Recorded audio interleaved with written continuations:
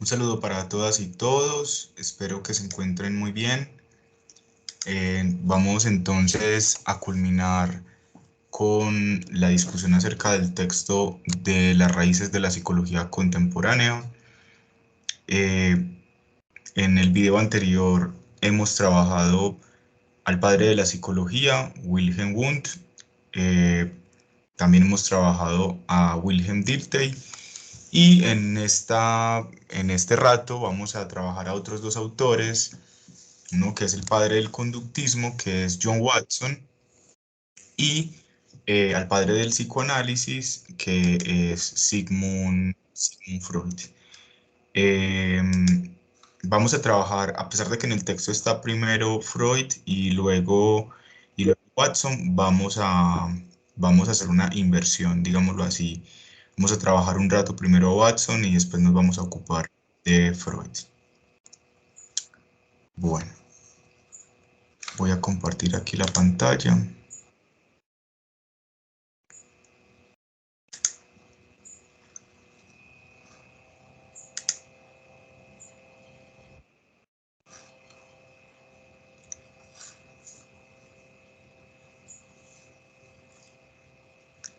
Listo.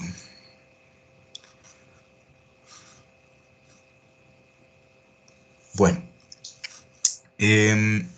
dice así, este apartado pues sobre la conducta. Dice, John Watson es considerado el padre de una corriente que rechaza a la conciencia como objeto de estudio de la psicología. Entonces ahí se nos da un primer elemento que contradice o que se diferencia de los planteamientos, por ejemplo, de Wundt y de Dilthey. Basado en el asociacionismo de los filósofos ingleses, el funcionalismo y la teoría de la evolución, propone la conducta observable como objeto de estudio de la psicología, en un intento por inscribir esta disciplina en el campo de la ciencia natural. Entonces miren que al igual que el padre de la psicología, Wundt, John Watson se inscribe epistemológicamente dentro de ese esfuerzo por hacer de la psicología una ciencia natural, seguir el modelo, digámoslo así, de las ciencias físicas y ciencias naturales. Este propósito tan caro a los teóricos de finales del siglo XIX y comienzos del XX era imposible de lograr, según Watson, si la psicología continuaba por la vía de las ciencias del espíritu. Recuerden que las ciencias del espíritu es el nombre que le da Dilthey a las ciencias sociales en el sentido de lo humano, ¿va? Entonces ahí vemos una posición de Watson muy marcada en oposición a Dilthey. En su artículo La psicología tal como la ve el conductista, expresa claramente su descontento con lo que hasta ese momento era la psicología y da cuenta de su propio punto de vista. Entonces aquí hay una cita muy interesante de Watson sobre cómo concebía la psicología. Dice, la psicología tal y como la ve el conductista es una rama experimental, puramente objetiva de la ciencia natural. En esas dos líneas ya nos está diciendo que el método que utiliza la psicología desde esa perspectiva sería el método experimental y nos está localizando a la psicología no del lado de las ciencias sociales, sino de las ciencias naturales. Implícitamente también está diciendo el objeto de estudio, que es la conducta. La meta teórica, o sea, la finalidad a nivel teórico, a nivel epistémico, es la predicción y control de la conducta. Ya esos dos términos creo que nos marcan preguntas como ¿y por qué la psicología debería predecir y por qué debería controlar la conducta?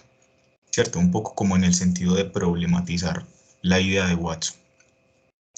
La introspección no forma parte de sus métodos, no forma parte de los métodos de la psicología conductista. Recuerden que la introspección era el método que utilizaba Wundt, que consistía en la observación de los propios procesos que se activaban en la conciencia luego de aplicar un estímulo. Listo. La introspección no forma parte de sus métodos, ni el valor científico de sus datos depende de la facilidad con que se presten a una interpretación en términos de conciencia. O sea, en ese último pasaje, Watson está rechazando el uso de la introspección y el uso de el estudio de la conciencia.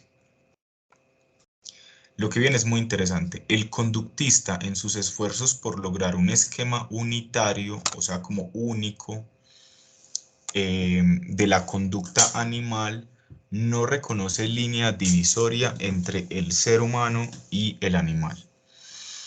O sea que para Watson, seres humanos y animales son lo mismo. Y lo que tiene para decir la psicología en términos científicos sería lo mismo para los animales que para los seres humanos. La conducta del hombre, con todo su refinamiento y complejidad, solo forma una parte del esquema total de investigación del conductista.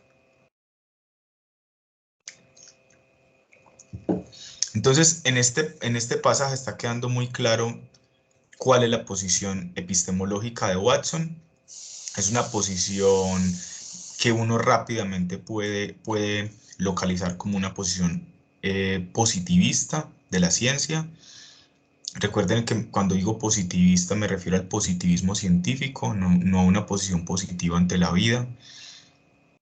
Está localizando a la psicología entre las ciencias naturales, está diciendo que de lo que se ocupa la psicología es de producir conocimiento objetivo, que el método es experimental, ¿sí? Nos está rechazando introspección y conciencia, está diciendo que los seres humanos y los animales son lo mismo, ¿sí? No hay línea divisoria, pero además la producción de conocimiento tiene dos intereses: predecir y controlar la conducta. Esos dos términos se juntan a un tercero muy común en las ciencias naturales y ciencias físicas, porque normalmente se ha dicho que las ciencias naturales lo que buscan es explicar, predecir y controlar. Y en esa medida, Watson toma dos de esas palabras prestadas de las ciencias naturales para decir que la psicología como ciencia debe predecir y debe controlar ¿qué? Su objeto de estudio, que para él es la conducta. Sin embargo, eso ya es interesante a nivel de una pregunta crítica, ¿sí? De una pregunta, digámoslo así, a nivel político. Porque si yo tengo una intención de predecir la conducta, es decir, de cómo se va a comportar una persona, pero además tengo la intención de controlar su conducta, la pregunta es si eso no es un conocimiento o una producción de saber que podrían utilizar determinados poderes y determinadas personas precisamente con la intención de manipular a la humanidad, ¿sí? Es muy fácil hacer esa pregunta, pero digámoslo de esta manera, lo que ha mostrado el conductismo a lo largo de la historia es que precisamente eso es lo que se ha hecho con ese tipo de saber. El conductismo ha servido a muchos poderes para manipular la conducta, para manipular el comportamiento de los seres humanos, pero ahorita nos metemos en ese asunto. Esta perspectiva de la psicología toma como punto de partida solo hechos observables, pues considera falta de rigor la referencia a estados o procesos a los que no se puede acceder directamente. Por esta razón, ante la evidencia de que los seres animados, hombres y animales, bueno, seres humanos y animales, para que no utilicemos el término tan machista, se adaptan al medio según sus dotaciones genéticas y los hábitos adquiridos. O sea que la conducta para Watson está explicada a partir de esos dos elementos, a partir de dotaciones genéticas, es decir, con aquello que viene un ser humano desde una perspectiva evolucionista, a partir de la herencia, ¿sí? Y lo segundo, a partir de los hábitos adquiridos, es decir, a partir de la conducta aprendida por parte de otros. Y de que lo que ocurre en el ambiente genera ciertas reacciones en los organismos, Watson estructura la psicología conductista según el modelo estímulo-respuesta, tal como algunos años antes había hecho Iván Pavlov. Vamos a detenernos ahí un momento para explicar ese asunto.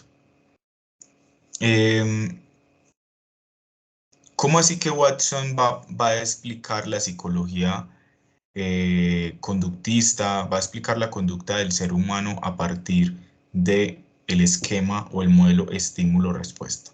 Bueno, es muy sencillo. Watson se suma a otro autor que se menciona allí, que es Iván Pavlov. Ellos son, digámoslo así, como los principales exponentes de lo que se considera es el condicionamiento clásico, ¿va? Es decir, todo un proyecto científico en la psicología para tratar de entender, primero, cómo se produce la conducta y, en segundo lugar, cómo se puede condicionar la conducta, es decir, cómo se puede manipular, cómo se puede modificar. Por ejemplo, Pavlov hacía experimentos con perritos, ¿va? Entonces, supongamos el siguiente ejemplo.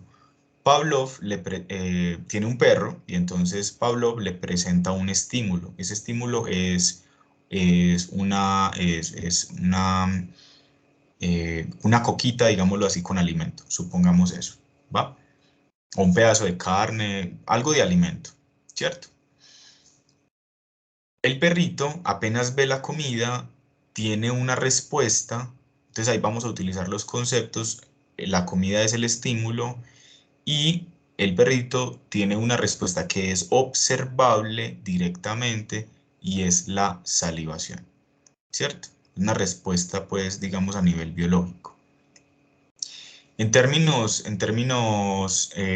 ya técnicos, a la comida se le llama estímulo incondicionado y a la salivación se le denomina respuesta incondicionada, ¿vale?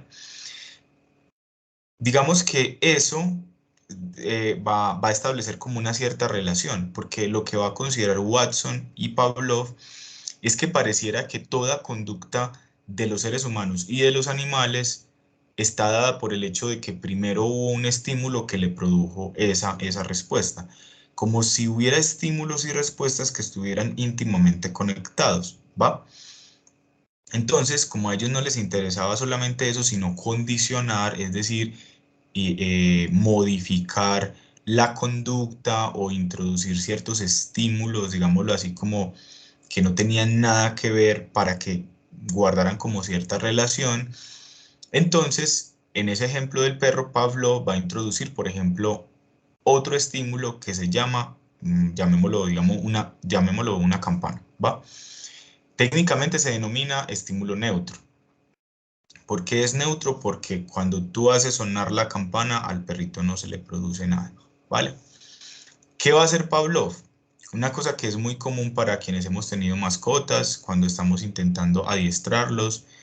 Entonces lo que hace es, presenta la comida y cada vez que presenta la comida hace sonar la campana, ¿va?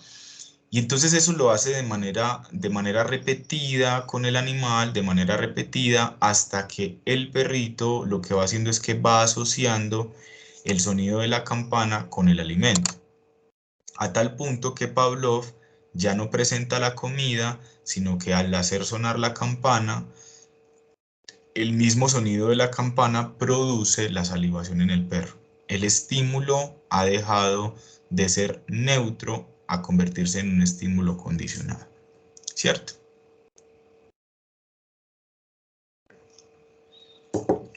Hay una película que es muy común, eh, digamos que vemos en los primeros semestres de psicología. Es una película muy, muy buena que se llama La Naranja Mecánica. El director es Stanley Kubrick, si no estoy mal, un gran director. Y La Naranja Mecánica muestra un ejemplo de aplicación del conductismo con la intención de modificar una conducta violenta. Esa es una sugerencia de esa película, un poco para ver lo agresivo que es el uso que ha sido el uso de las técnicas de condicionamiento, pero también cómo hay ciertos poderes que se han apropiado de ese saber, y la psicología de alguna manera ha servido a esos poderes para intentar modificar la conducta de ciertas personas, ¿cierto? Así funciona lo que denominamos el condicionamiento clásico, ¿va? Este mismo ejemplo se hacía con ratas, ¿sí? Incluso hay un experimento horrible con un bebé que, digámoslo así, como que se le pone a interactuar con una rata y no le genera nada, ¿cierto? O sea, el niño está ahí, juega con la ratica, no hay ningún problema, pero luego lo que empieza a suceder es que cada vez que se le presenta a la rata, se introduce un estímulo muy desagradable. Creo que es un sonido pues como muy desagradable, un sonido estruendoso. Y ese sonido estruendoso le genera un malestar al niño, ¿cierto?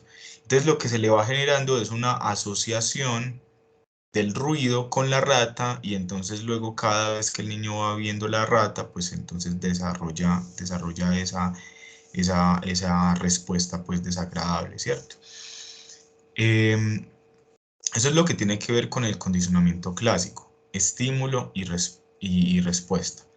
Mucho más adelante va a aparecer otro autor, otro psicólogo, otro científico, que es Skinner, y Skinner va a hacer avanzar al conductismo, y él va a plantear lo que es el condicionamiento operante. El condicionamiento operante en realidad nos es muy, muy, muy familiar, porque esas técnicas del condicionamiento operante han sido utilizadas más que todo, por ejemplo, a nivel pedagógico y a nivel familiar. Obviamente en otros contextos que enseguida voy a mostrar, pero van a ser muy comunes, digámoslo así, en nuestra experiencia. ¿Qué es lo que hace Skinner?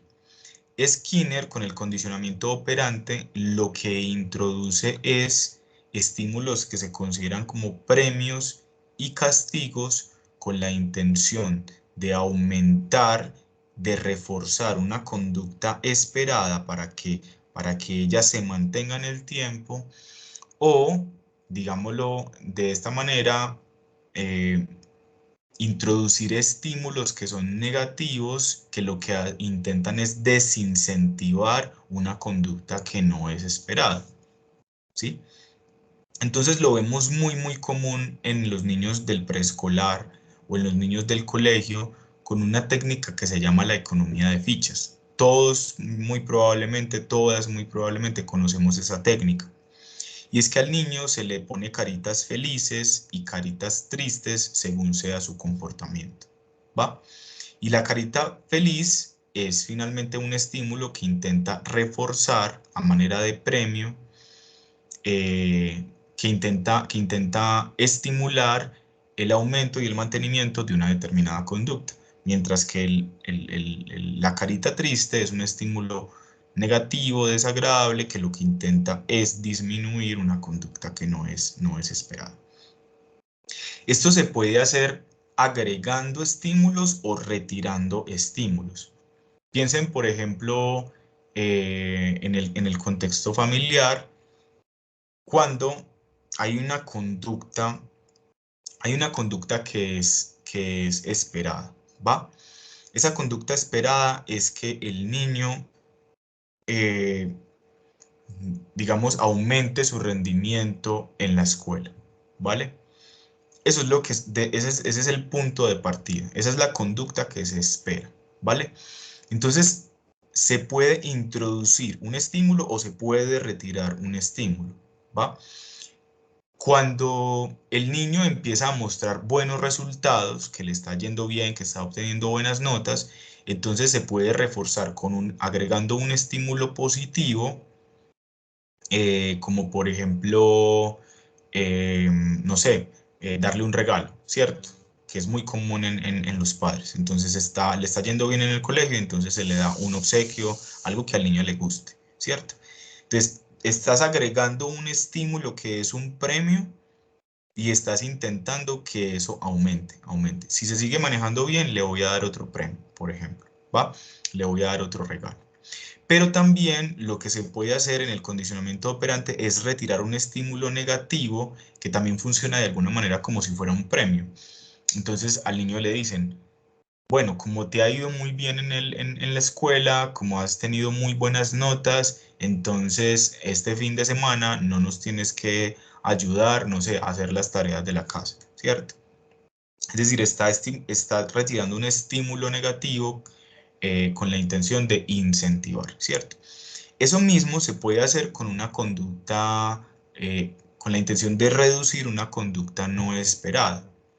Entonces, el niño, por ejemplo, no sé, por alguna razón está siendo muy agresivo en la escuela, ¿va? Y entonces lo que se intenta es reducir eso. Igualito que en el ejemplo anterior, se pueden introducir estímulos positivos eh, cuando el niño, por ejemplo, se maneje bien, ¿sí? Y retirar estímulos negativos cuando el niño, pues, efectivamente se maneje bien. Pero el castigo también opera allí, porque se supone que el castigo implica, eh, implica un estímulo que es desagradable y entonces la suposición del condicionamiento operante es que introduciendo un estímulo negativo, la conducta que no es esperada va a reducir.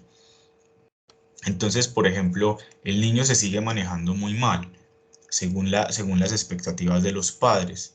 Entonces, lo que hacen los padres es decirle, bueno, como te estás manejando tan mal, van a introducir el castigo, como te estás manejando tan mal, entonces no vas a poder jugar con la consola durante 2 semanas, ¿cierto? ¿Qué está haciendo? Se está introduciendo un estímulo negativo, ¿cierto? Entonces, ese es más o menos cómo funciona el condicionamiento operante. Ese tipo de condicionamiento va a ser como muy importante para el tratamiento de muchos fenómenos psicológicos, mucho más adelante y hasta el día de hoy.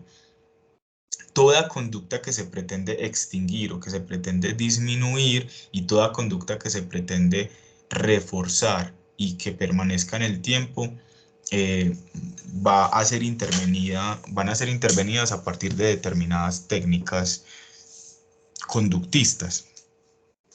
Eh, Básicamente, quienes en la psicología más utilizan las técnicas conductistas son son las perspectivas cognitivas conductuales, ¿sí? Y especialmente la terapia cognitivo-conductual.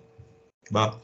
Por ejemplo, desde esa perspectiva, las fobias intentan eh, desaparecerse, extinguirse a partir de determinadas técnicas, como por ejemplo la exposición sistemática, ¿sí? Como que se vaya dando un acercamiento paulatino como a ese objeto que causa pues como el malestar, que causa la aversión. Entonces, más o menos así, digamos, va a operar el condicionamiento en la psicología. Ahora, el conductismo ha tenido aplicaciones en la pedagogía, en la familia, ha tenido aplicaciones obviamente en lo terapéutico, pero también, por ejemplo, a nivel organizacional, es decir, a nivel empresarial o a nivel del marketing, ¿sí? Es decir, los seres humanos somos manipulables hasta cierto punto y en esa medida el conductismo ha sido un saber que ha sido utilizado desde diversos puntos, no necesariamente desde la psicología, para modificarle la conducta a las personas, para inducirlas a ciertos pensamientos, en general para manipularles, ¿cierto? Entonces, por ejemplo, en las campañas de marketing de las empresas, el conductismo se utiliza para identificar cuáles son los estímulos que a las personas les hace consumir más, ¿cierto? O por ejemplo en las empresas, el conductismo ha sido utilizado para ver qué estímulos se pueden introducir y qué castigos para que las personas sean mucho más productivas. Eso es lo que hace, si se han dado cuenta, lo que produce es por lo menos una pregunta, es un interrogante acerca del nivel ético que ha tenido y que tiene el conductismo, tanto como teoría como práctica, ¿cierto? Introduce una pregunta por lo ético si quieren, lo decimos a nivel de la crítica que hace George Canguilhem, porque Canguilhem, que critica la psicología conductista, va a decir que en primer lugar, ¿quién autoriza al psicólogo a ser aquel que modifique la conducta de las personas? Y segundo, ¿quién le dice al psicólogo y a la psicóloga cómo debe ser el comportamiento y la conducta esperada de esos seres humanos a quienes manipula y condiciona? Es decir, la psicología podría, y de hecho así ha sido, podría ser cooptada por un determinado poder político que busca que las personas piensen de determinada manera, que se comporten de determinada manera, y la psicología pues respondería a esos intereses y manipular a la gente, ¿cierto? Entonces, es muy teso porque hay que asumir una posición crítica al respecto, no hay que desestimarlo, pero hay que saber que hay que ser éticos, hay que ser cuidadosos con el saber que se tiene, ¿sí? Y porque una técnica mal utilizada puede hacer mucho daño, ¿cierto? Bueno, sigamos con la lectura. Dice, con base en estas ideas, Watson suponía que la conducta de cualquier individuo podía ser manipulada mediante condicionamiento, llegando incluso a afirmar que si le entregaban una docena de niños, él podría moldearlos para que fueran lo que él decidiera.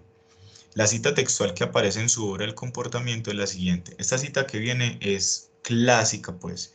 O sea, todo estudiante de psicología ha leído alguna vez esta cita de Watson.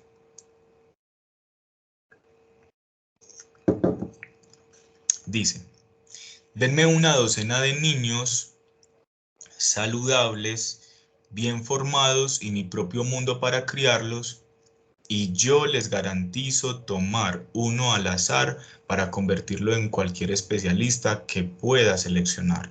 Doctor, abogado, artista, comerciante, jefe, y sí, incluso un pordiosero y ladrón, sin tener en cuenta talentos, inclinaciones, tendencias, habilidades, vocaciones y raza de sus ancestros. Hasta ahí la cita de Watson.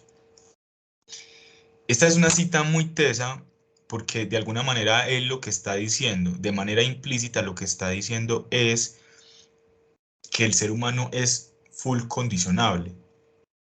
O sea, que lo único que necesita es que le den al niño y él introducir las técnicas que él considere y él, a partir de sus estímulos, va a hacer que ese niño termine siendo lo que él quiere.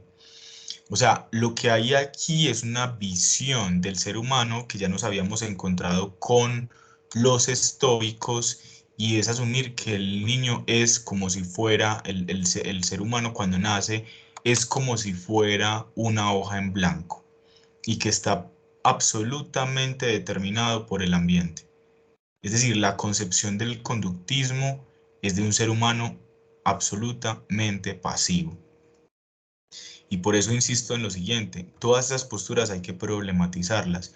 ¿A qué tipo de poder le interesa una concepción del ser humano así? Un ser humano que es totalmente pasivo. Pero incluso podríamos ir más allá y preguntarnos lo siguiente. Si se supone que el niño está absolutamente condicionado por el ambiente, es decir, el niño es el resultado totalmente de los estímulos que provienen del ambiente, ¿por qué niños, por ejemplo, que son gemelos o que son mellizos, ¿sí? Y que crecen bajo las mismas condiciones no terminan comportándose pensando de la misma manera, ¿cierto? Entonces esto introduce un problema, introduce el problema de la libertad. ¿Hay o no hay libertad en el ser humano? ¿Hay elección subjetiva o no hay elección? Porque en la posición de Watson está muy claro y es que no la hay, de que los seres humanos estamos totalmente determinados por el ambiente y por eso todo nuestra personalidad y nuestro modo de ser es condicionable, ¿cierto? El esquema propuesto por Watson hace innecesaria la referencia a la experiencia interna. Esto también es muy interesante. O a los estados del organismo para la explicación de la conducta. O en otros términos, elimina la pregunta por la vida psíquica. Es decir, Watson es uno de los, digámoslo así, de los científicos de la psicología que hace que se dé lugar a la denominada caja negra. La caja negra durante esta época era considerada, digámoslo así, como los procesos psicológicos. Miren que Watson solamente está tomando a la conducta observable como objeto de estudio. Y en esa medida, como él considera que solo lo observable es lo investigable, lo susceptible de experimentación, entonces la psicología no debería ocuparse de los procesos internos, de los procesos psicológicos, de lo que hemos llamado en básicos como sensación, atención, percepción, memoria, nada de eso. En los superiores como el pensamiento, el lenguaje, la inteligencia, el aprendizaje y la conciencia, nada de eso, ni la motivación tampoco, ¿cierto? Lo único que habría que hacer sería observar, identificar qué estímulo produce cuál respuesta y condicionar al sujeto, ¿cierto? Al rechazar aquello mismo, bueno, entonces así el conductismo se constituye en una psicología muy particular, esa psicología, al rechazar aquello mismo que por tradición ha definido a esta disciplina, la psique o el alma. O sea, la psicología conductista es una psicología sin alma, al igual que la de Wundt. Este hecho ha llevado a algunos pensadores a afirmar que bueno, lo que acabo de decir, que el conductismo es una psicología sin alma, enfatizando con ello la pérdida del componente espiritual derivada de la reducción de los fenómenos psíquicos a meras respuestas fisiológicas. Watson descarta la necesidad sentida por las demás escuelas de la psicología de la época de estudiar la conciencia, aunque no la rechaza de plano. En su afán por desarrollar una psicología puramente objetiva, una rama experimental de la ciencia natural afirma con respecto a la conciencia lo siguiente.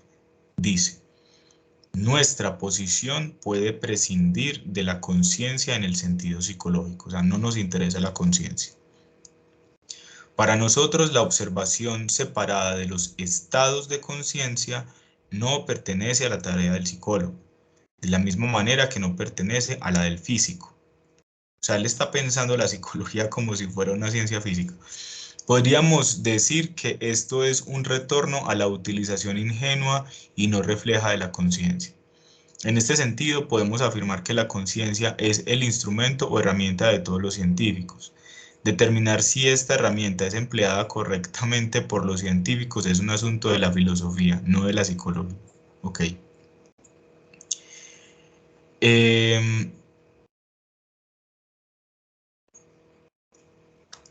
Canguilhem, leamos esto también, señala que con esta afirmación se cae en un contrasentido, puesto que si se pretende estudiar la conducta o comportamiento de los organismos, pregunta, ¿cómo no pensar que la propia conducta del psicólogo conductista, justamente la de excluir la conciencia, es tan relativa como otras, dado que está determinada por el ambiente de la época? O sea, Canguilhem está haciendo una crítica, está diciendo el conductista que elige rechazar el estudio de la conciencia, ¿no será que está condicionado por la época que le exige no estudiar la conciencia? Bueno, dice así, al aceptar convertirse, según el modelo de la biología, en una ciencia objetiva de las aptitudes, de las reacciones y el comportamiento, esta psicología y sus psicólogos olvidan totalmente situar su comportamiento con relación, el comportamiento de ellos, pues, ¿cierto? Con relación a las circunstancias históricas y a los medios sociales en los cuales son llevados a proponer sus métodos o técnicas y a hacer aceptar sus servicios. O sea, ¿qué está diciendo Canguilena ahí? El psicólogo conductista, estamos hablando de 1890, 1900 más o menos, que es cuando se empieza a plantear estas teorías conductistas. Lo que está diciendo Canguilén es, estos científicos de la conducta pierden de vista que están influenciados por la ideología de la época, de las exigencias de la época. Esto es algo, digámoslo así, a nivel puramente epistemológico, es una crítica que mucho más adelante, bueno, unas décadas más adelante, la escuela de Frankfurt le... Espera un instante, por favor.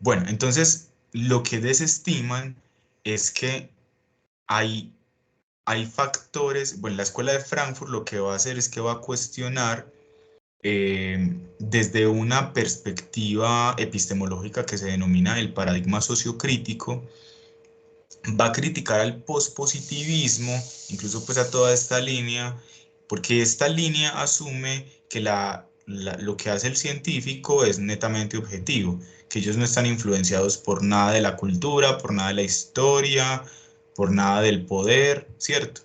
Y lo que hace la escuela de Frankfurt es precisamente mostrar que las posiciones que asumen están muy mediadas por lo que está pasando histórica y políticamente. En el caso de la psicología, la decisión política que se tomó es vamos a hacer lo mismo o algo muy similar a lo que hacen las ciencias naturales, ¿cierto? Para poder tener su prestigio. ¿Acaso no están siendo muy influenciados allí precisamente por el pensamiento de la época, ¿cierto? Bueno, hasta ahí con el conductismo y voy a detenerme unos minutos eh, para hacer algo, unos 5 minutos más o menos, 5 o 7 minutos y ya arrancamos con Freud.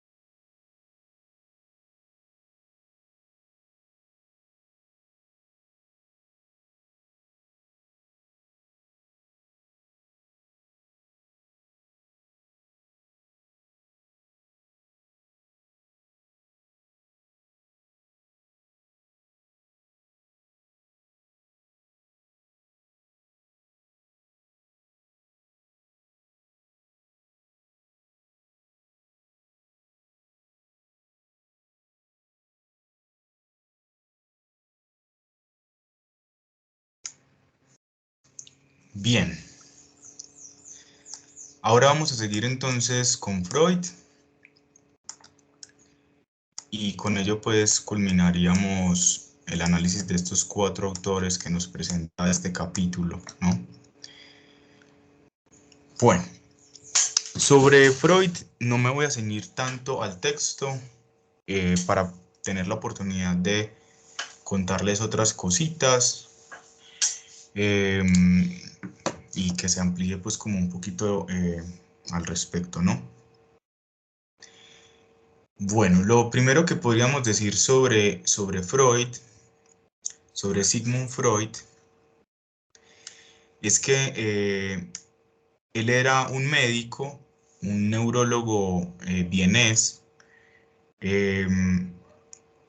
y él, digámoslo así, él estaba interesado en su época, pensemos más o menos, sí, como últimas 2 décadas del siglo XIX, él estaba interesado en el fenómeno de las neurosis y especialmente en un fenómeno que se le dio por nombre histeria, ¿va?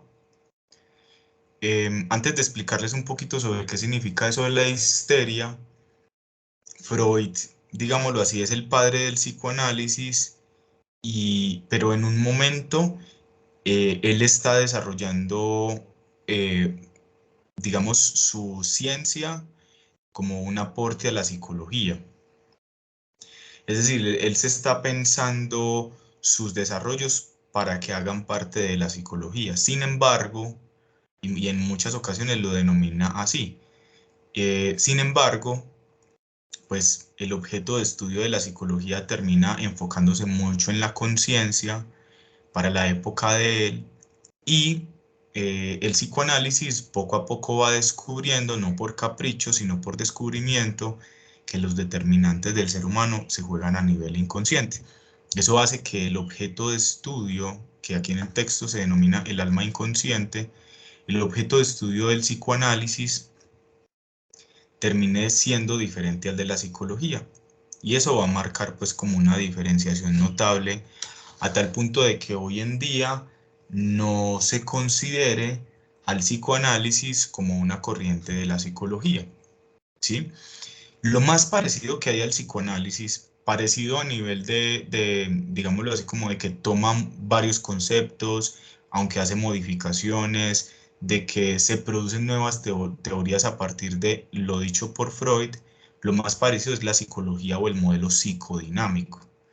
Y aún así la diferencia es notable, muy, muy, muy grande, ¿cierto? No obstante, si ustedes se ponen a leer textos acerca del modelo psicodinámico, si ustedes se ponen a escuchar conferencias, en muchas ocasiones se va a hablar como psicología psicoanalítica, ¿sí? O se va a denominar como, por ejemplo, perspectivas psicoanalíticas post-freudianas, ¿cierto?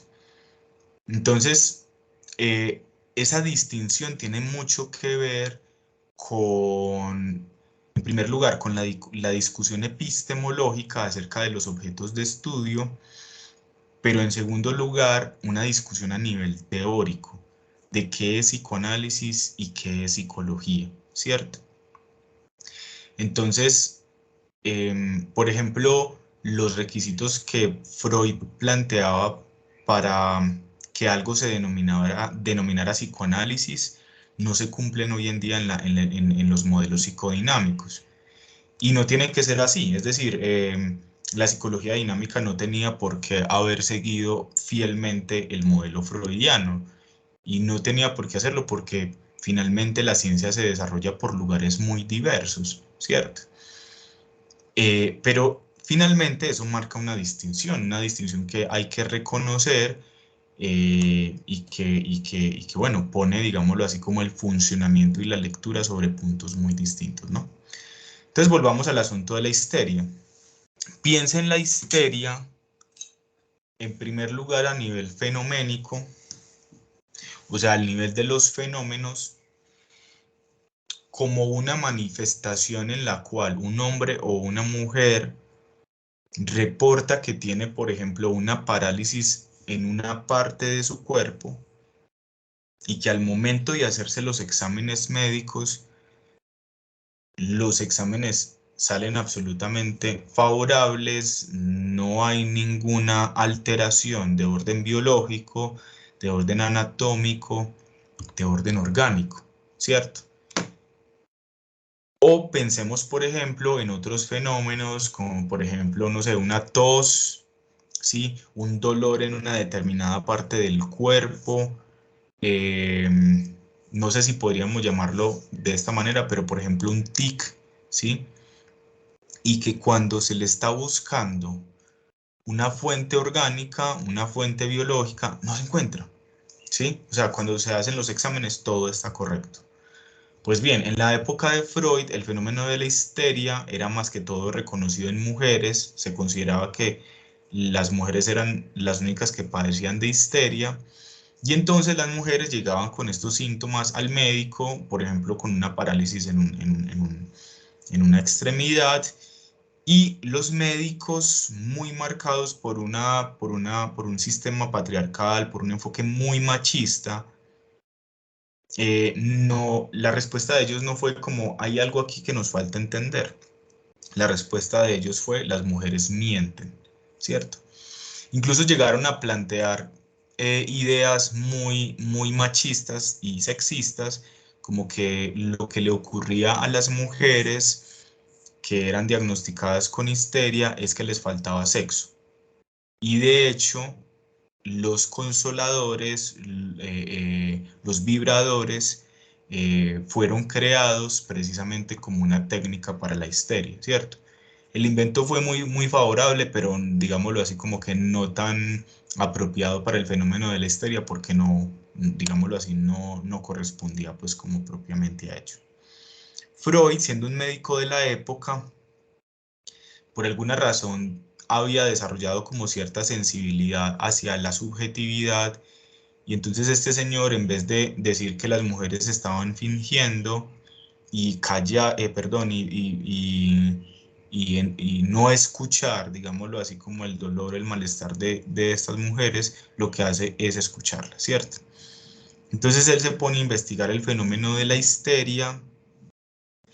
Él va a una pasantía en Francia con un señor que ya estaba investigando el fenómeno de la histeria, un señor que se llamaba Jean-Martin Charcot, y este señor ya utilizaba un método, llamémoslo de esta manera, muy ortodoxo, o más bien un método muy poco popular e incluso esotérico, llamémoslo así, para la época, que era la hipnosis. Freud tiene sus primeros acercamientos al fenómeno de la histeria y al trabajo por la vía de la hipnosis con Jean-Martin Charcot. Cuando él vuelve de su pasantía, de haberse ganado esa beca, él presenta los informes en su universidad, pero los médicos de la época no le dan crédito, no le creen lo que vio allá, digámoslo así como desestiman ese material, ¿cierto?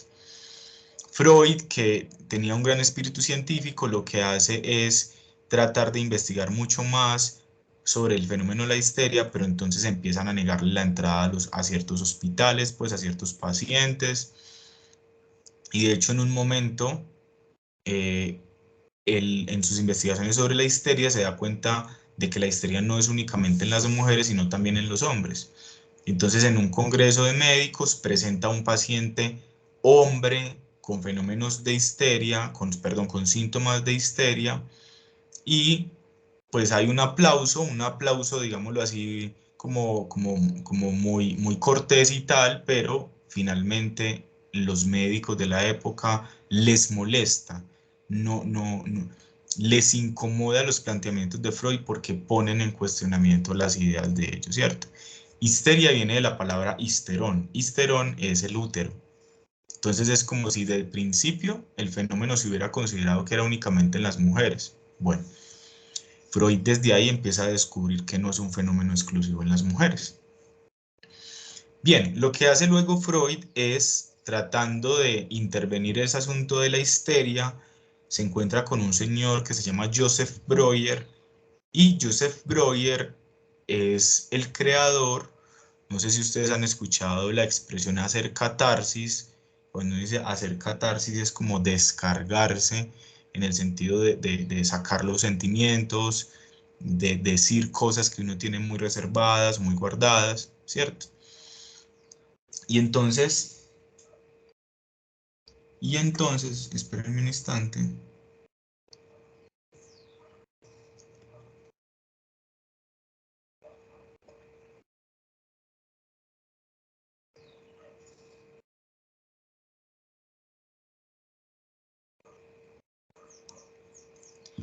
Y entonces, lo que hace Breuer, con lo que se encuentra Freud cuando trabaja con Breuer, es que Breuer ha creado un método que se llama el método catártico. ¿Ok? El método catártico es una forma para intervenir los fenómenos de histeria a partir del uso de la hipnosis. Es decir, que hay una continuidad en lo que él ven que hace Jean-Martin Charcot en Francia a lo que está haciendo pues Breuer, si no estoy mal, en Viena, ¿cierto? ¿Qué es el método catártico? ¿Cuál sería la definición técnica del método?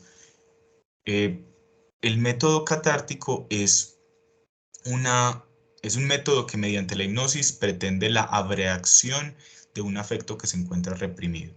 Abreacción significa una descarga motriz, una descarga energética de un afecto que se ha reprimido. Entonces, en ese sentido, lo que hacía Breuer era hipnotizar a la paciente. Hipnotizar significa ponerla en un estado sugestivo, un estado sugestionable, es decir, un estado en el que una parte muy importante de su conciencia se rebaja, se duerme, digámoslo así, los mecanismos, digámoslo así, de defensa o la resistencia, por ejemplo, bajan, dicho de una manera más puntual, lo que son los diques de la vergüenza, el asco y la moral bajan. Un poco piensen cuando una persona está alicorada y entonces esos diques han bajado, no siente tanta vergüenza, no siente tanto asco y moralmente se permite hacer ciertas cosas que en un estado normal no haría. En el estado sugestivo, lo que se intenta, de la hipnosis, lo que se intenta es que la persona pueda hablar de una manera mucho más relajada, mucho más tranquila para tratar de descubrir cuál es el origen del síntoma histérico. Por ejemplo, cuál es el origen de una parálisis motriz. Entonces, básicamente lo que hacía Breuer era empezar a hacerle preguntas a la paciente acerca de cómo había comenzado el síntoma para que en algún momento, mediante la verbalización, hubiera una abreacción, es decir, hubiera una descarga del afecto y en ese sentido se cancelara el síntoma conversivo o síntoma, pues digámoslo, de la parálisis. Entonces, este método lo utiliza Freud junto con Breuer, el método catártico, y lo utiliza durante un tiempo. ¿Qué descubren ellos esencialmente? Descubren que esos fenómenos histéricos, las más de las veces, tienen un origen traumático. Y ese origen traumático, o sea, hay una escena traumática en la que hay algo que se quiere expresar por la vía de la conciencia, pero no se logra expresar y entonces se reprime. ¿Ok? Entonces, lo que se intenta con la hipnosis es llegar al trauma, que el paciente o la paciente verbalice el trauma y que haga la correspondiente descarga motriz del afecto reprimido. Se suponía que eso lo que hacía era cancelar el síntoma conversivo o el síntoma de la parálisis. Había un momento en el que luego de pronunciar la escena, se le preguntaba a la paciente si podía mover el brazo, un ejemplo, si fuera un brazo paralizado, y entonces la paciente ya podía mover su brazo y cuando se despertaba podía hacerlo, ¿cierto? Imaginémonos un poco como la situación de esa manera. ¿Qué pasa? Que Freud empieza a darse cuenta de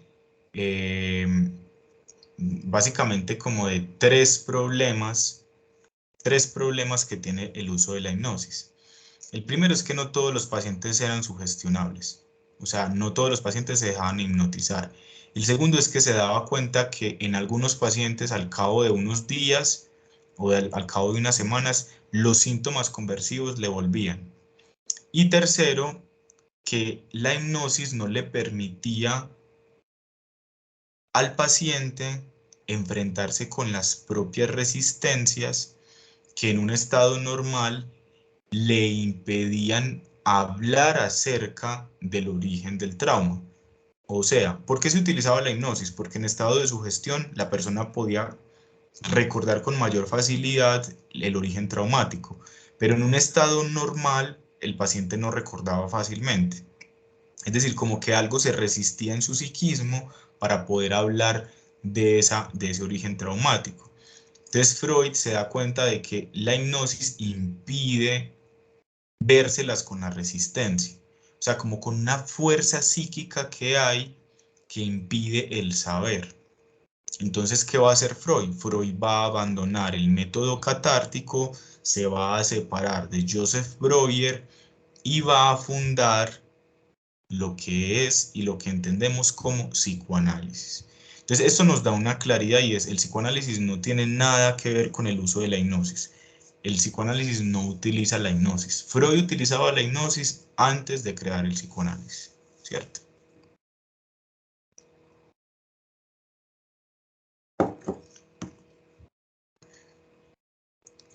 A modo de reemplazo de la hipnosis, Freud va a crear una técnica y esa técnica se llama la asociación libre. Entonces Freud va a conservar del método catártico el uso, por ejemplo, de un sillón, de un diván más bien, en el que el paciente se recuesta. El paciente se recuesta, no tiene contacto directo con la mirada del médico y lo que tiene que hacer es asociar libremente. ¿Qué significa asociar libremente? Significa hablar sin censura. Miren que nosotros cuando estamos hablando, cuando estamos teniendo un diálogo, se nos vienen muchas cosas a la cabeza, pero nosotros no solemos decir esas cosas. Pues no solemos decir todo lo que se nos ocurre, porque varias de las cosas que se nos ocurren nos genera vergüenza, ¿sí? Nos puede parecer irrelevantes. Nosotros todo el tiempo nos estamos censurando. Y nos estamos censurando porque de alguna manera nos sentimos culpables de lo que pensamos o porque sentimos que nos desnudaríamos ante el otro si les dijéramos lo que pensáramos, ¿cierto? Como el psicoanálisis pretende descubrir lo inconsciente, pretende descubrir los orígenes de los síntomas, pero no a partir de la sugestión, entonces la técnica que encuentra es la asociación libre. Él le dice a su paciente, usted va a decirme todo lo que pase por su cabeza.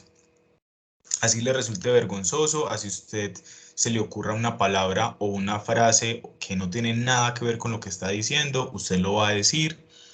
Si a usted le parece que es irrelevante, lo que sea, usted va a decir absolutamente todo lo que pase por su cabeza, ¿cierto? Eso se llama asociar libremente. En esa medida, Freud de lo que se encuentra es que cuando se está asociando libremente, empieza a haber como una suerte de quiebres en el discurso. Miren que uno cuando está hablando, uno está intentando de hilar racionalmente, ¿sí? Pero hay momentos en los que cometemos ciertos equívocos. Freud le va a llamar a eso operaciones fallidas, o sea, los lapsus, pero en general, digámoslo así, como ciertos quiebres en el discurso. Entonces, por ejemplo, cuando nosotros queremos decir una palabra, pero terminamos diciendo otra, eso es un quiebre en el discurso. Y Freud lo que va a hacer es apuntar siempre a esos elementos que representan quiebres en el discurso para tratar de preguntar sobre eso y ver cómo se juega una verdad inconsciente allí, ¿cierto?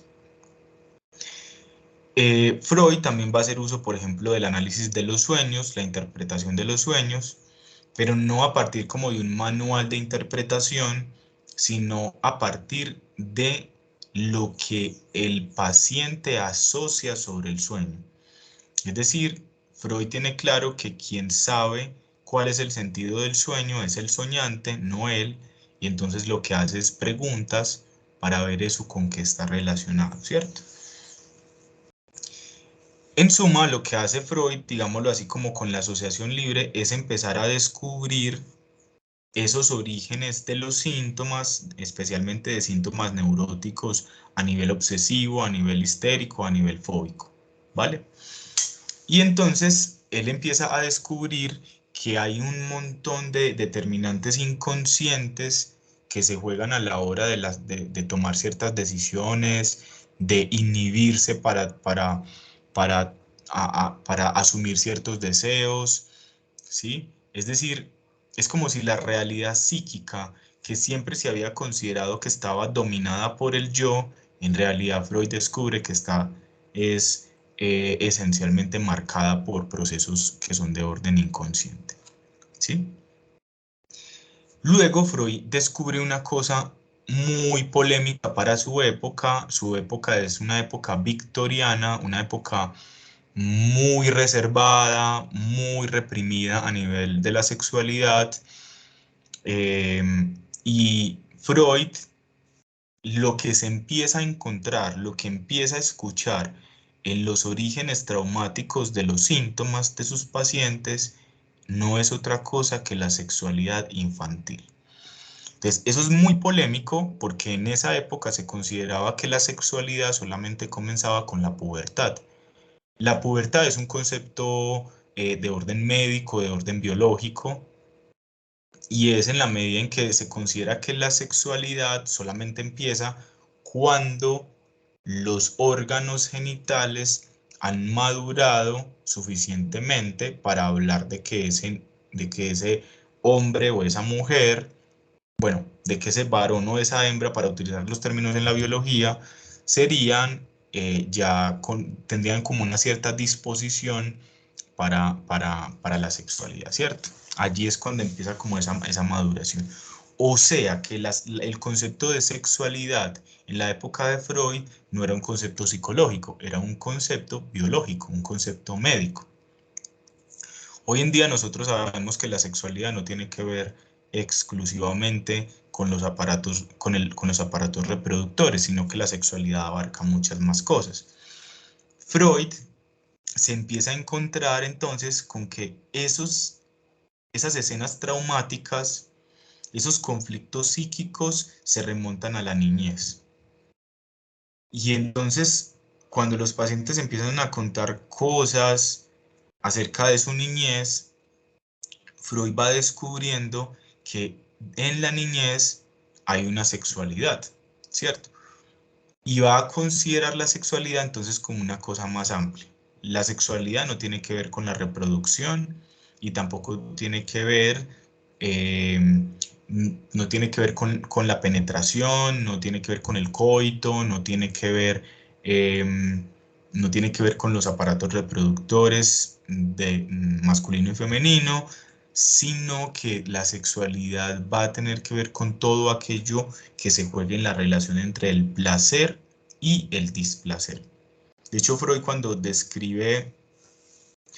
está describiendo el concepto de sexualidad, él dice, entendemos en el psicoanálisis por sexualidad lo que en el alemán se entiende por amor, ¿sí? Y luego habla del placer y del displacer. Es decir, el concepto de sexualidad en Freud es un concepto muy, muy, muy, muy amplio. Y es el concepto pues, que luego se desarrolla en el psicoanálisis, ¿cierto? Freud entonces empieza a estudiar lo que sería ese desarrollo, vamos a llamarlo libidinal. La libido en el psicoanálisis es considerada la energía pulsional o la energía sexual, ¿va?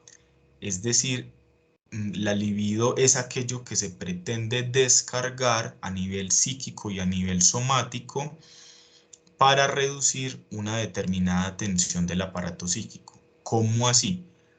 Freud empieza a plantear un concepto que es la pulsión. Entonces, hay un texto que se llama Pulsiones y Destinos de Pulsión, porque Freud lo que va a plantear es que lo que mueve a los seres humanos es la pulsión, no el instinto, sino la pulsión.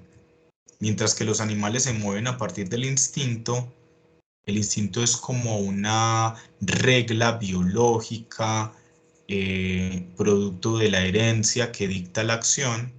Eso sería el instinto. No apela a la conciencia, no apela al lenguaje, no apela a la cultura, es netamente de orden natural y biológico.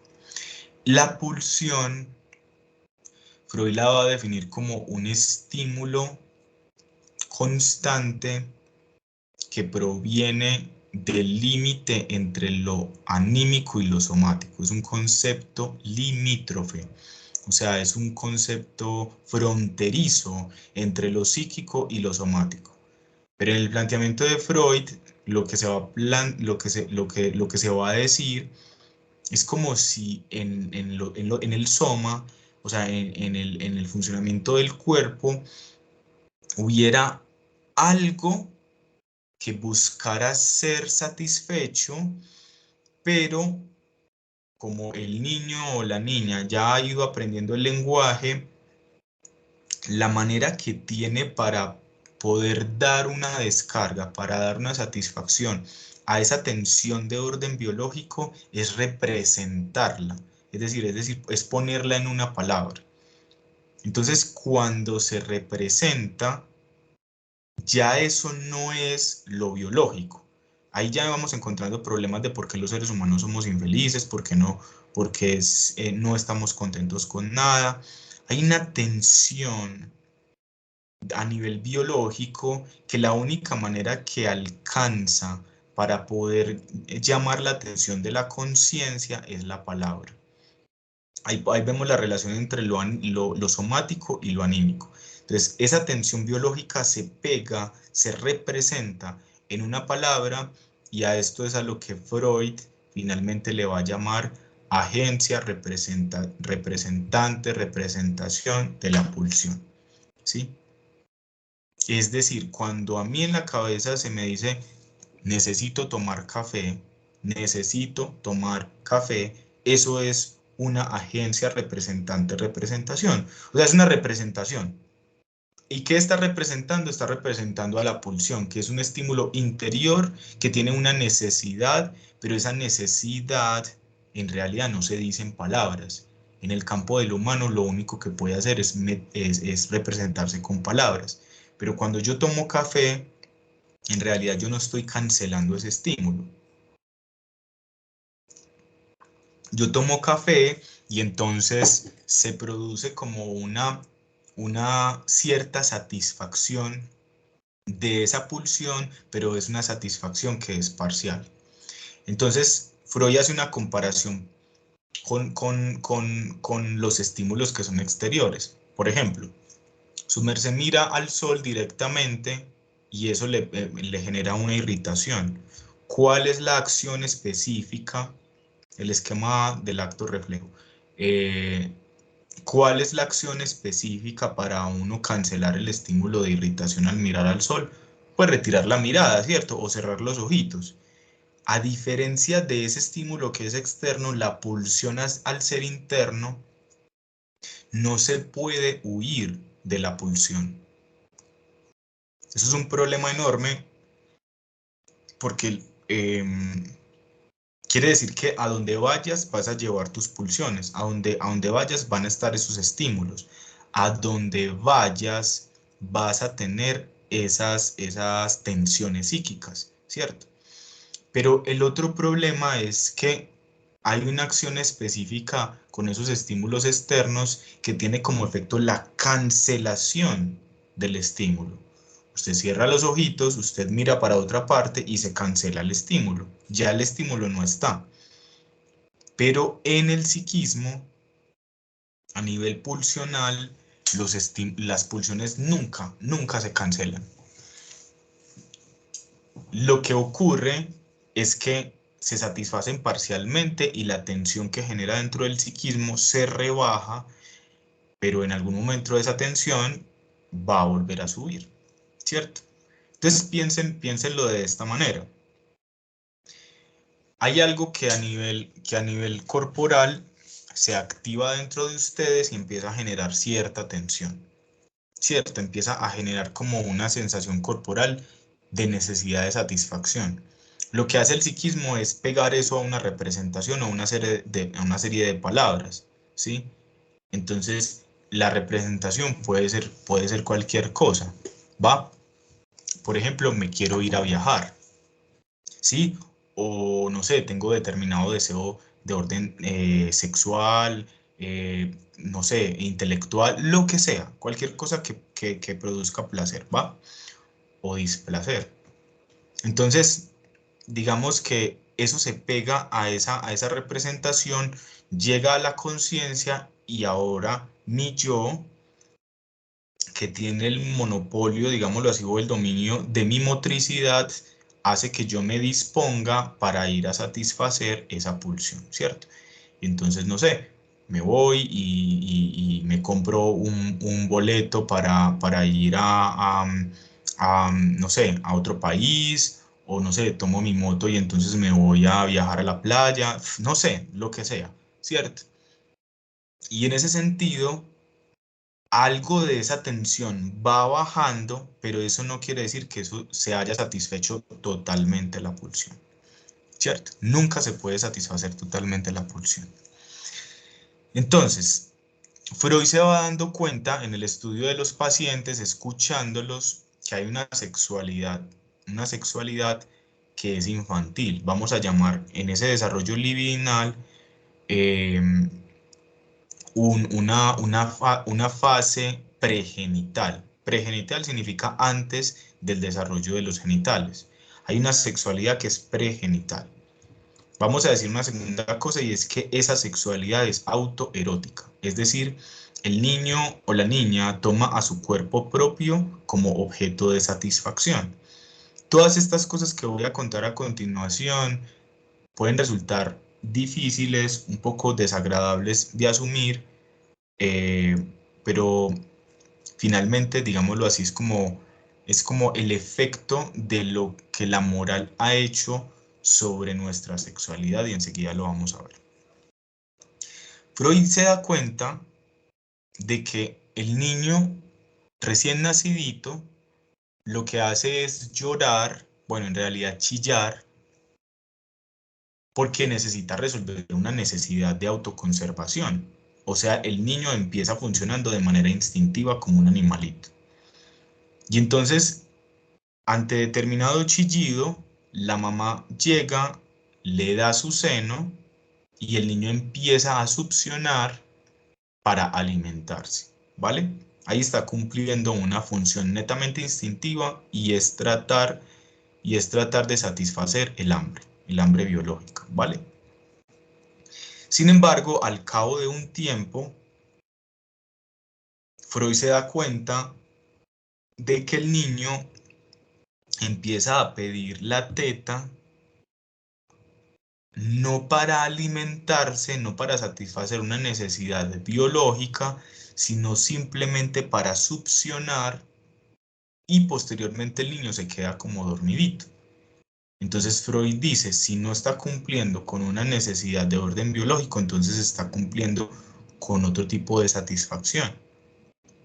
Freud va a plantear que allí finalmente lo que está ocurriendo es que el niño está satisfaciendo una, una, una pulsión de otro orden y en esa medida lo que está haciendo el niño es finalmente viviendo el placer en la que va a ser la primera zona erógena de un ser humano. La primera zona erógena de un ser humano es la boca, ¿cierto? Es decir, zona erógena significa zona susceptible de producción de placer, ¿vale? Y entonces en esa medida el niño descubre desde muy temprano un placer que no tiene que ver con lo biológico, ¿cierto? que no tiene que ver con las necesidades de autoconservación. El niño más adelante eh, va a tratar de independizarse de ese objeto que es el pecho materno y entonces, por ejemplo, va a empezar a chuparse el dedo. No sé si alguna vez se habían preguntado por qué los niños se chupan el dedo, pero el niño se chupa el dedo, es un goce, digámoslo así, autoerótico porque está en su propio cuerpo, erótico en el sentido del placer, ¿va? Y también puede chupar un pedacito de cobijita o un muñequito o alguna cosa, un objeto que pueda tener a la mano. Es como un intento de independización psíquica del objeto. Y en esa medida, desde acá van sucediendo, desde esa primera fase que se llama fase oral, van sucediendo muchas cosas al nivel del placer y el displacer que van configurando lo que luego va a ser la personalidad, o llamémoslo en términos psicoanalíticos, la estructura psíquica de un sujeto, ¿cierto? En una segunda etapa, que Freud denomina etapa o fase anal, el niño va descubriendo el placer a partir de el manejo de sus heces. Entonces, por ejemplo, eso puede resultar extraño, pero lo constatamos en la vida cotidiana. Por ejemplo, si hay una cosa que le preocupe a los papás, es que su hijo o su hija no logre dar del cuerpo. Entonces, en su intento porque el niño o la niña dé del cuerpo, los papás lo que hacen es felicitar al niño cuando eso se produce, o le hacen una fiesta, o lo animan, la animan, no sé qué, ¿cierto? Ellos se angustian mucho, los papás se angustian mucho. El niño no es un ente ahí pasivo. El niño en realidad está percibiendo todo el tiempo la relación con esos objetos cuidadores, y el niño se está satisfaciendo del afecto, del cariño que le dan los papás, y también va identificando qué les produce, qué genera en ellos alegría, qué genera en ellos felicidad, qué genera en ellos amor, ¿cierto? O sea, el niño va descubriendo, por ejemplo, que para los papás es importante el manejo de sus heces, ¿cierto? Tan es así que es como si psíquicamente el niño, cuando da del cuerpo, sintiera que es un regalo para los papás, ¿cierto? No pues plenamente como lo estoy diciendo, pero lo vemos en la experiencia cotidiana, y es que, por ejemplo, los niños ante la presencia de ciertos extraños no dan del cuerpo, ¿cierto? Entonces digamos que hay un manejo allí con las heces, ¿sí? Y que mucho, mucho más adelante se va a marcar en el hecho, por ejemplo, de la satisfacción que hay a nivel psíquico con retener al nivel metafórico, ¿cierto? No únicamente con el asunto de las heces, con el asunto de retener cosas en la vida y de expulsar cosas en la vida, ¿cierto? Freud también va a plantear que allí va a marcarse, por ejemplo, elementos relativos a la posición pasiva o activa en el placer, entre otras cosillas. Luego viene una tercera etapa, que es la etapa fálica. En esta etapa fálica, Freud descubre que se empieza a jugar un goce onanístico. ¿Qué significa un goce onanístico? Un goce masturbatorio.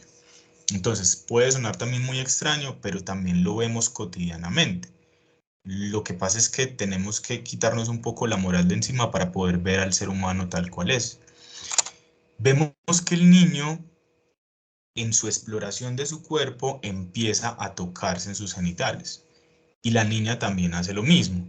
Entonces luego llega papá y llega mamá y le dice, oiga, cochino, eso no se hace, cochina, eso no se hace, se le va a caer, ¿cierto?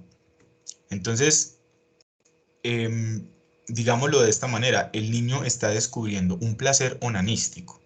La niña, el niño, y los pueden observar, por ejemplo, se rozan sus partes en determinados lugares porque están descubriendo ese placer, y por lo demás porque ellos no saben que para la moral eso no es bien visto, que el goce onanístico, el goce masturbatorio, no está bien visto. Eso lo que quiere decir es que Freud va descubriendo, este es el término que utiliza él, que el placer del niño es perverso polimorfo. Perverso no porque sea algo malo, algo dañino, sino perverso porque se diferencia del goce tal y como se esperaría que fuera, que es al nivel de la unificación de las pulsiones en la función reproductiva. Eso es lo que se considera para la época lo normal, ¿va? Y polimorfo porque el niño goza de manera indistinta y de manera independiente con distintos objetos de su propio cuerpo, ¿cierto? O sea, las pulsiones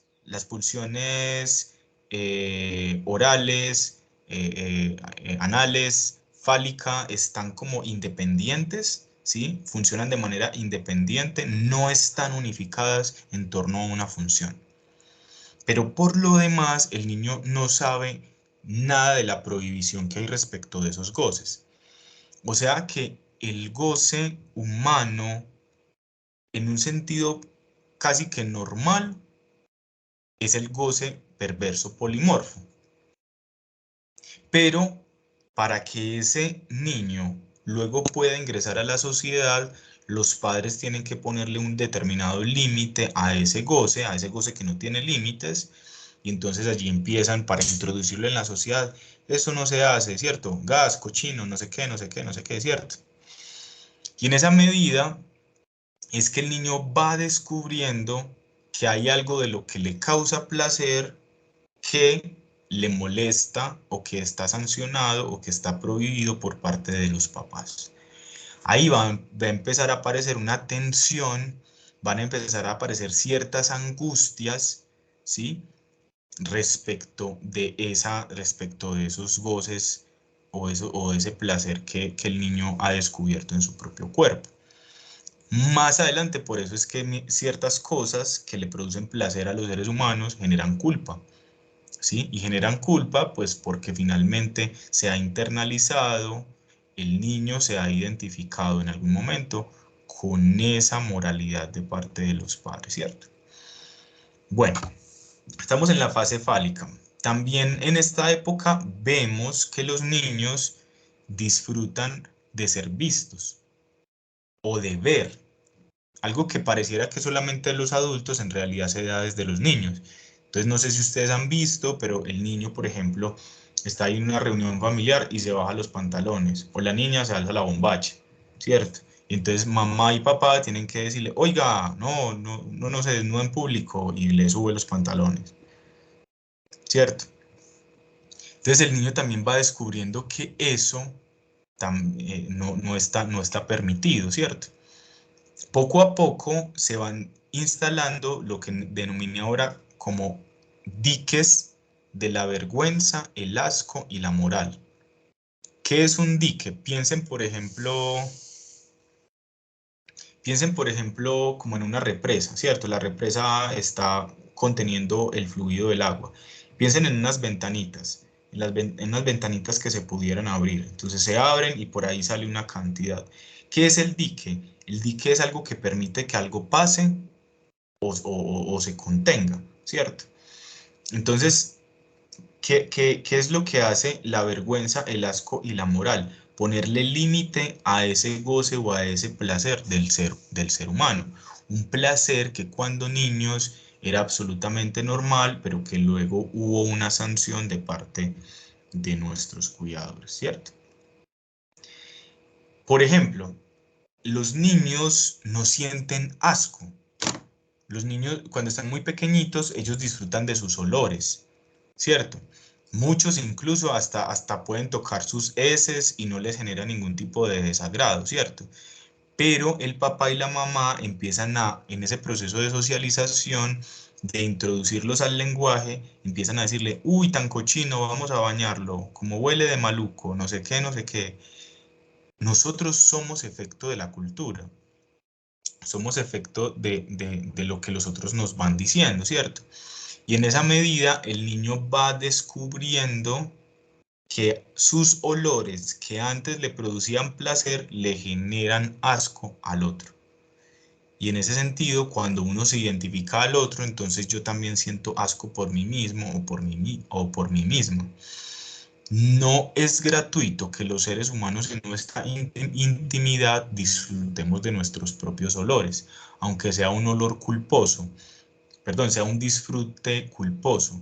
¿Y es culposo por qué? Porque dentro de nosotros, dentro de nosotras ahí está ese dique del asco que por lo demás es como si nos dijera como no puede ser cochina, no puede ser cochino, gas, ¿cierto? Entonces son cosillas que van quedando, digámoslo así, como de estas etapas. Luego de la etapa o fase fálica viene una parte muy importante que es un planteamiento freudiano, que es lo que se denomina el complejo de Edipo. El complejo de Edipo, no sé si alguna vez han leído la tragedia de Edipo Rey de Sófocles, si no se la han leído, sugiero que se la lean. Porque en esta etapa lo que va a descubrir Freud es que el niño a una determinada edad toma como objeto de deseo sexual a la mamá o al papá, ¿vale? Esto puede sonar muy extraño, pero es lo que sucede y vamos a verlo en ejemplos cotidianos. El niño, por ejemplo, le empieza a decir a la mamá, mami, cuando yo sea grande yo me quiero casar contigo, ¿cierto? Entonces la mamá dice, ay, tan lindo el niño, como me quiere, como me ama, no sé qué. O la gente en general dice, ay, tan inocente. Bueno, para el psicoanálisis los niños no son inocentes, no son inocentes de nada. En realidad los niños descubren su sexualidad y tienen muchísimos deseos que en realidad si los pusiéramos al nivel de la vida adulta, en realidad no tendrían nada de inocencia, ¿sí? Nosotros tenemos una concepción muy errada de los niños. Es una concepción muy ingenua de los niños, ¿sí? Pero como la psicología o el psicoanálisis no es para tener una visión ingenua, pues finalmente lo que hay que hacer es ver lo que hay, efectivamente. El niño, por ejemplo, empieza a disfrutar y a anhelar el momento en el que se baña con la mamá, ¿cierto? El niño, por ejemplo, empieza a sentir celos del papá, en el sentido de que el niño es como si quisiera a la mamá para él solo. Y vemos escenas en las que el niño se molesta, se desagrada, rivaliza un poco con el papá, ¿sí? El niño quiere a la mamá para él solo, ¿cierto? En realidad esto se puede tomar en las dos vías, según lo cual sea el objeto de deseo, ¿cierto? Por ejemplo, la niña puede tomar al papá, también puede tomar a la mamá, pero supongamos que toma al papá, ¿vale? Y entonces quiere solamente estar con él, ¿sí? Empieza a rivalizar con la mamá o con una hermana o con un hermano. Entonces, se va dando lo que es el complejo de Edipo. Otra vez, ¿qué es el complejo de Edipo? Es una etapa en la que el niño o la niña toma como objeto de deseo sexual al papá o a la mamá, es decir, hay una elección incestuosa, ¿vale? Esto no es nada raro, y no es nada raro por una razón muy simple. Quienes le enseñan el amor a los seres humanos son los papás. Quienes le enseñan el amor, el placer, la satisfacción a los seres humanos son los padres o los cuidadores, ¿cierto? Entonces no es nada extraño que el niño que está descubriendo el mundo tome como objeto de deseo al papá y a la mamá, o al papá o a la mamá, ¿cierto? ¿Cuál es el problema de eso? Que nuestra sociedad está estructurada a partir de la prohibición del incesto, ¿sí? Es decir, psicológicamente el niño tiene que asumir la idea o el límite en la medida, en el sentido de que la mamá o el papá no se puede tomar como objeto de deseo. Entonces aquí van a empezar a aparecer procesos muy interesantes. Freud le denomina a este segundo momento el complejo de castración, y el complejo de castración es el momento en el que el niño asume, asume que no puede tomar a la madre o al papá como objeto de deseo sexual, que debe renunciar a ese objeto, las más de las veces por un temor psíquico de ser castigado, ¿sí? Y entonces lo que hace es renunciar a ese objeto y poner la mirada sobre cualquier otro objeto, para que pueda seguir creciendo y pueda satisfacer el deseo ese deseo pulsional de un objeto de amor en otro ser humano, ¿cierto? En otro ser humano. ¿Qué sucede? Que la castración puede o no puede asumirse. Y entonces ahí es este punto entre el complejo de Edipo y el complejo de castración, es lo que va a definir qué estructura psíquica tiene una persona, pues un individuo, ¿cierto? Si se configura como neurótico, como perverso o como psicótico. Ninguno de los tres para el psicoanálisis es una enfermedad, son simplemente formas de estructuración del psiquismo, pero las tres funcionan de manera muy distinta. Mientras que en la neurosis, luego de la aceptación de la castración, lo que se produce es el mecanismo de defensa de la represión en la estructura de personalidad perversa. El niño no asume la castración, o digámoslo así, se rechaza el significante de la ley que le pone límite al goce, y entonces lo que hace como mecanismo de defensa es desmentir. Desmentir es cuando a usted le dicen, usted hizo esto y usted lo niega y además culpa a otro, ¿cierto? El perverso, al no tener ese límite en el goce, al no tener algo que lo frene en el goce, lo que va a hacer es estar muy abocado a, digámoslo así, como a pasarse los límites de las demás personas, y eso va a significar sobrepasarse a las reglas sociales, sobrepasarse en cierta medida, tratar de sacarle el goce al otro, digámoslo así, y eso va a derivar en conductas,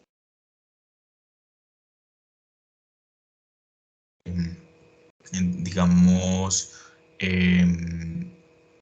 un asesinato, cosas así, ¿cierto?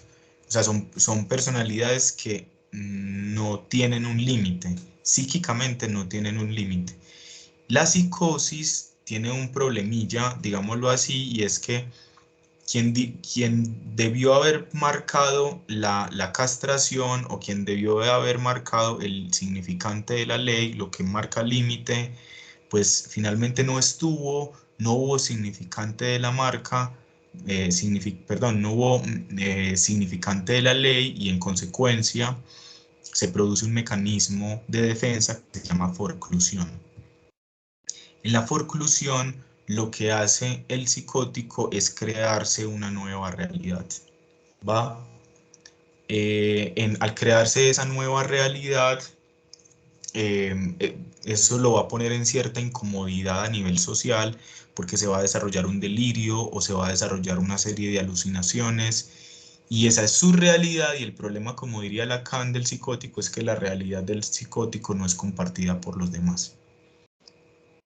Entonces, vemos que históricamente, a nivel psiquiátrico, el trabajo, y a nivel psicológico, lo que se hace con el perverso y con el psicótico es tratar de convertirlos en neuróticos. O sea, a las personas que están infringiendo las leyes, si tienen una estructura perversa, lo que se intenta es que se comporten como si fueran neuróticos. Eso no va a pasar nunca.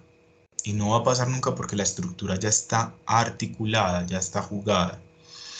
La psiquiatría lo que ha buscado todo el tiempo con los psicóticos es que dejen de tener alucinaciones y de que dejen de tener delirios. Eso no va a pasar. Y no va a pasar porque su realidad ya está jugada de esa manera, ¿cierto? Por eso es que para el psicoanálisis ninguna de las tres son enfermedades, porque el psicoanálisis no parte de una visión ni prescriptiva ni moralista acerca del ser humano. Tanto el neurótico como el perverso y el psicótico tienen problemas, sufren por diversos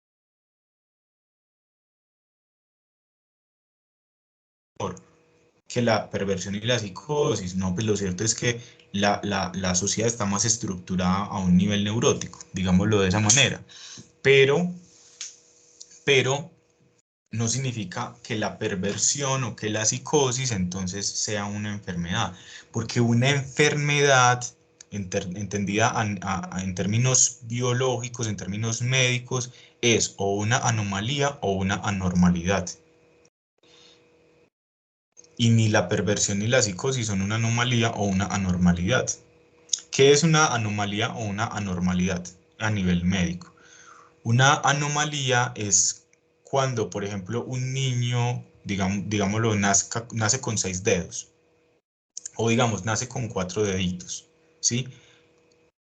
Al nivel de la comparación hay una anomalía porque no cuenta con un dedito, que es común, digámoslo así, en esta especie, ¿va? Pero eso no le impide ninguno de sus funcionamientos vitales, o sea, no pone en peligro la vida, eso es una anomalía, ¿sí? Eh, una enfermedad propiamente dicha es una anormalidad. Y una anormalidad es biológicamente aquella condición que irrumpe con el funcionamiento regular del organismo. Entonces, por ejemplo, hay una proliferación de células cancerígenas.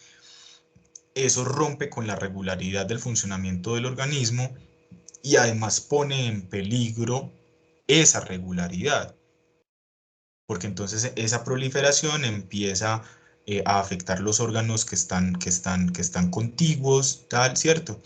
Y poco a poco la vida se va poniendo en peligro, ¿cierto? Entonces, a nivel o en el contexto de la medicina y de la biología, lo que es enfermedad es lo que es una anormalidad en términos de la regularidad.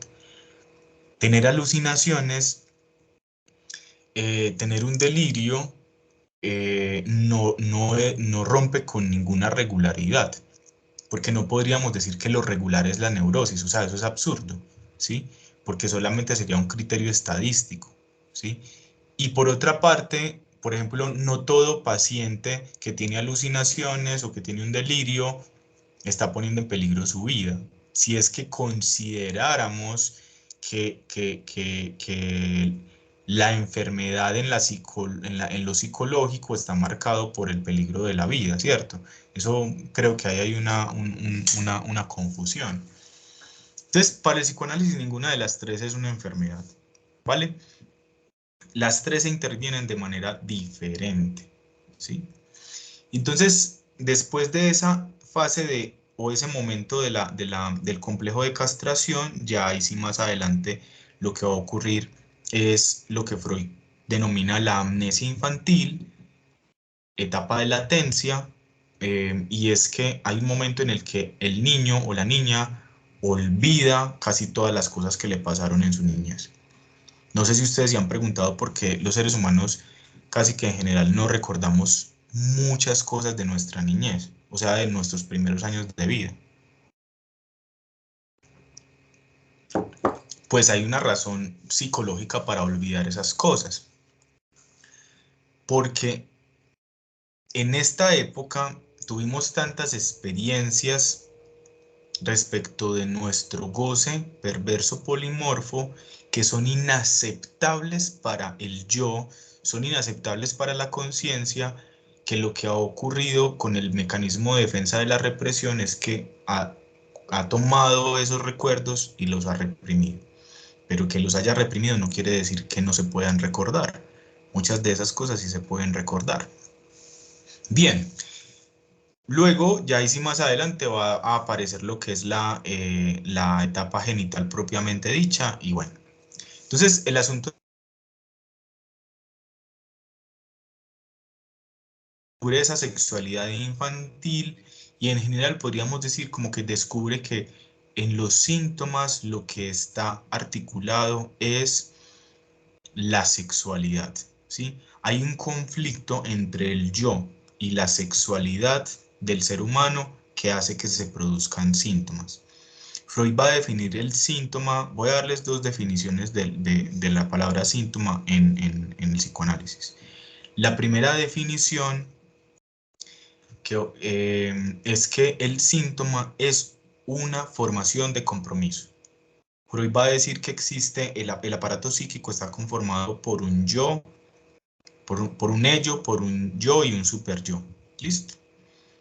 El ello es la sede de las pulsiones, de los deseos que no conocen de lo bueno o lo malo, ¿sí? Es decir, no están marcados por el principio de realidad. ¿Qué es el principio de realidad? Es la evaluación que hace el yo, que hace la conciencia para decir si una cosa se puede realizar o no se puede realizar, si un deseo se puede realizar o no. En el ello no funciona el principio de realidad, porque en el ello lo que hay es puras pulsiones que ameritan ser satisfechas, ¿cierto? Cualquiera, sin importar la moralidad, la vergüenza, etcétera, etcétera. El yo es una instancia que podríamos denominar es la estructura de las identificaciones del ser humano, es decir, el yo es el conjunto de las identificaciones que hemos armado a lo largo de la vida. La identificación es como tomar algo de parte del otro, un gesto, una actitud, un modo de pensar, un modo de ser, para yo constituir mi personalidad, mi modo en el que me quiero expresar ante los demás, ¿cierto? Y el super yo es un pedacito del yo que es el conjunto de las identificaciones, pero a la instancia parental o a la cultura. Y por eso la función del super yo va a ser básicamente limitar las pulsiones a la conciencia. Todo lo que nosotros nos lo prohibimos a partir del super yo. ¿Por qué? Porque hay un conflicto en el ser humano entre la instancia parental o el amor a la instancia parental y los deseos de la propia sexualidad, nuestros propios deseos inconscientes. La división que se da en el ser humano es satisfago los deseos propios o satisfago las exigencias de la instancia parental. Como el ser humano, las más de las veces, va a priorizar a la instancia parental, lo que ocurre es que muchos deseos que provienen del ello no van a llegar a la conciencia porque, pues, digámoslo así, no coinciden ni con el yo ni con el super yo, ¿vale? Mientras que el yo funciona con el principio de realidad, el ello funciona a partir del principio de placer. Bueno, más adelante Freud va a mostrar que finalmente el psiquismo funciona a partir de algo que se denomina la pulsión de muerte y la compulsión de repetición, pero eso es algo que ustedes van a trabajar en otro momento, ¿cierto? El asunto es que el síntoma es una formación de compromiso en esta situación. Hay un deseo del ello que amerita llegar a la conciencia. ¿Listo? ¿Para qué? Porque en la conciencia entonces lo percibimos y motrizmente podemos movilizarnos para poder satisfacer ese deseo. Pero digamos que ese deseo es inadmisible para el yo. Entonces lo que hace el super yo es darle caza a esa representación, reprimirla, y entonces hay una formación de compromiso. ¿Cuál es la formación de compromiso? Dice el hecho. Metafóricamente, pues, la pulsión no llega a la conciencia, pero a cambio de que se genere un síntoma. Ese es el compromiso. Yo no llevo la pulsión hasta la conciencia, pero a cambio de ello quiero un síntoma, que se produzca un síntoma. Y entonces el síntoma puede ser, por ejemplo, un pensamiento obsesivo, como vas a salir de la casa y entonces, ay, yo sí cerré las ventanas, ¿cierto? O, por ejemplo, necesito lavarme las manos todo el tiempo, ¿cierto? Y así pues muchas cosas, muchos síntomas pueden darse, ¿listo? Entonces esa es la primera definición. La segunda que les podría dar es el síntoma es una satisfacción sustitutiva de un deseo reprimido. Y esto es muy interesante porque lo que va a descubrir Freud es que los síntomas contrario a que son cosas que padecemos, en realidad son pequeñas satisfacciones. Es decir, los síntomas que tenemos es una satisfacción anormal y sustitutiva de un deseo reprimido.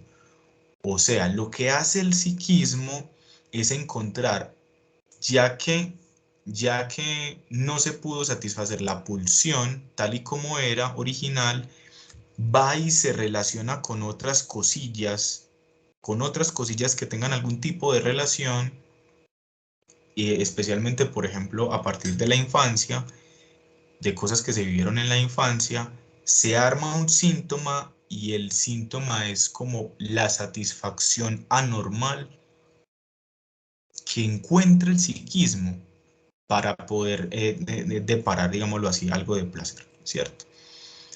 Esa es la razón por la cual, por ejemplo, los seres humanos, cuando tenemos síntomas pues, de orden psicológico, no nos desprendemos de ellos y ya.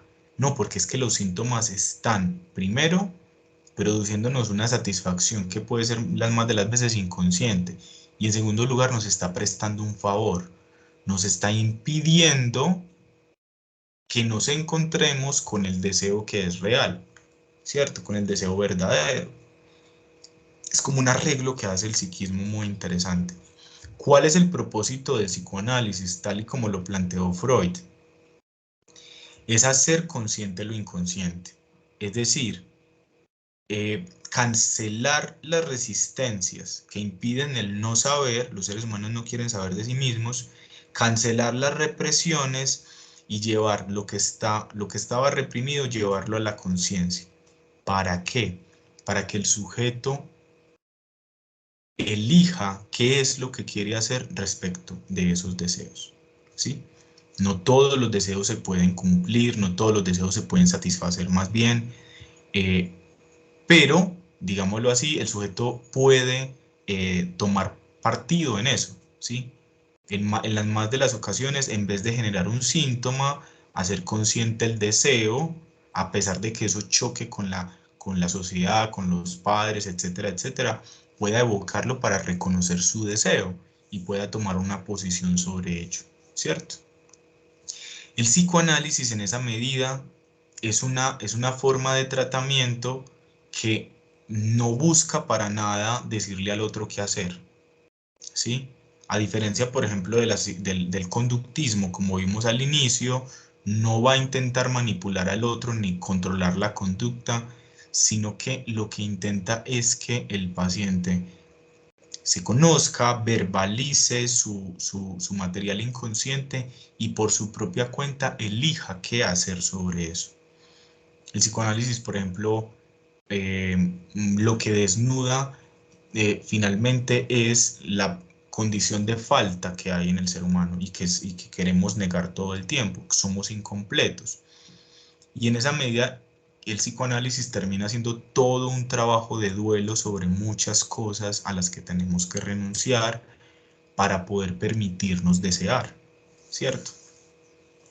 O sea, en esa medida el psicoanálisis es una forma de tratamiento para uno reencauzarse en su deseo. Eso no es lo que uno quiere. Querer y desear no es lo mismo. Se quieren muchas cosas y la gente sabe qué quiere, pero no sabe qué desea. Y por eso es que consulta donde un psicólogo, donde un psicoanalista, ¿cierto?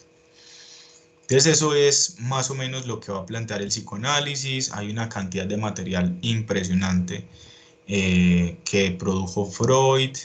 Luego otros autores como por ejemplo Lacan desarrollaron mucho mejor esta disciplina, ¿sí?